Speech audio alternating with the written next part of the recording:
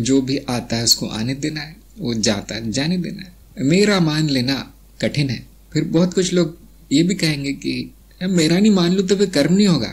मैंने कहा मत होने दो, जो आवश्यक है वो होगा। अगर आप उसको मेरा नहीं मानेंगे और वो आवश्यक है तो भी होगा। जैसे हम बड़ा छोटा सा उदाहरण देते हैं कि आप गरम तवा छूते हैं तो आपका हाथ अपने आप झटके से हट जाता है। अब क्या उस समय आप मनन करने बैठते हैं कि अरे न हाथ मेरा है न तवा मेरा है मैं कर्म नहीं करूंगा? क्या ऐसा होता है? नहीं, तुरंत होता है वो जो भी होता है।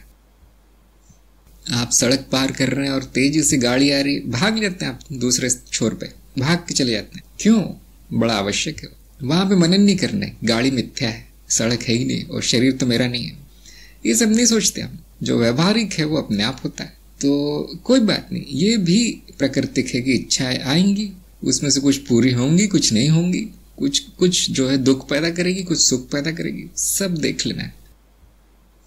मेरी कर्म कैसे होगा? फिर मैं बता रहा हूं होगा, यही होता है। क्योंकि न कर्म करने वाला कोई है न कर्म रोकने वाला कोई है। शुद्धि से कुछ कर्म घट जाते हैं, बात सही है, लेकिन सब नहीं घटते, सब नहीं जाएंगे। अंत में जो सबसे बड़ा कर्म क्या है हमारा?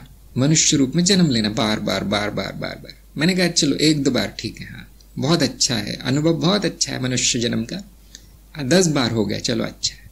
अब क्या करना है उसका? अब जो भी होगा वो मशीन की तरह है, उसमें कोई रस नहीं है। अब वो अज्ञान में हो रहा है, अब वहां से ज्ञान लेके ऊपर आगे बढ़ जाना है, विकास क्रम में आगे बढ़ जाना है, नया अनुभव लीजिए।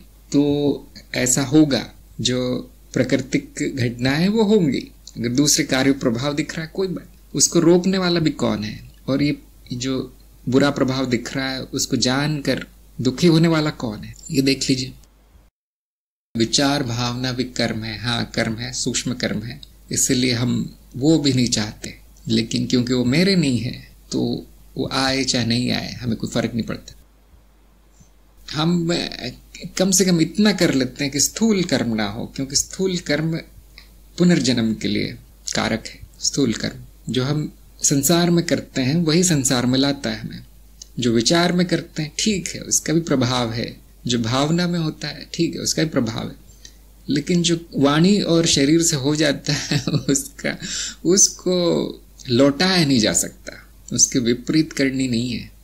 जो विचार ठीक है, उल्टा विचार आ सकता है आपके, अच्छा बुरा सोच लिया, अच्छा ठीक है कोई बात नहीं, क्षमा भाव। भावना भी, अरे बुरी भावना है कोई बात नहीं, सुखी भावना, अच्छी भावना, मैत्री भावना। लेकिन आपने कर दिया संसार में, अब कैसे उसको हटाएंगे, कैसे मिटाएंगे?